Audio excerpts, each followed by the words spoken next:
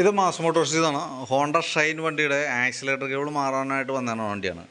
നിലവിൽ accelerator കേബിളിൻ്റെ complaint അല്ല ശരിക്കും നമുക്ക് വണ്ടി ആക്സിലേറ്റർ റേസ് ആവാൻ മെയിൻ റീസൺ കാർബേറ്ററിൻ്റെ പ്രശ്നമുണ്ടോ. അതായത് കാർബേറ്ററിൻ്റെ തീ വരുന്ന സ്ലൈഡർ യൂണിറ്റ് ഉണ്ടല്ലോ, അത് ചില ഭാഗങ്ങളിൽ വരുമ്പോൾ സ്റ്റക്കായി പോവുക.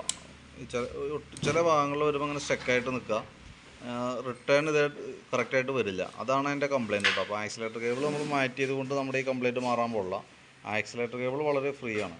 പക്ഷേ ഈ സ്ലൈഡറാണ് ഇടയ്ക്ക് കംപ്ലൈൻറ്റ് കാണിക്കണം കേട്ടോ. അപ്പോൾ തൽക്കാലം നമ്മൾ എന്തെങ്കിലും ലൂബ്രിക്കേഷൻ കൊടുത്തിടാം, പക്ഷേ കാര്യമില്ല.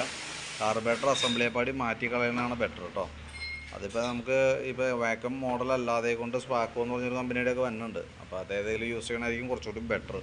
കാരണം എന്തായാലും ഇപ്പോൾ പെട്രോളിൻ്റേതായിട്ടുള്ള പ്രോബ്ലംസ് കാർബേറ്ററുകൾക്കുണ്ട്. അപ്പോൾ അതിൻ്റെ ഓരോ സൈഡ് എഫക്റ്റുകളാണ് ഈ കാണുന്നത് കേട്ടോ. നിലവിൽ കേബിൾ മാറ്റിയിട്ട് നമ്മുടെ ഈ കംപ്ലൈൻറ്റ് മാറാൻ പോകുന്നില്ല. അപ്പോൾ അതുകൊണ്ട് കേബിൾ മാറ്റണേൽ കഥയില്ല. തൽക്കാലം ഞാൻ ലൂബ്രിക്കേറ്റ് ചെയ്തിടാം. വീണ്ടും റിപ്പീറ്റ് കാണിക്കും, 100% ഉറപ്പാണ്. അപ്പോൾ പരമാവധിയും ഉപയോഗിച്ചതിന് ശേഷം മാറ്റിക്കളയാനായിട്ട് ശ്രദ്ധിക്കുക, എന്നാലാണ് അത് ക്ലിയർ ആവുള്ളൂ. ഓക്കെ.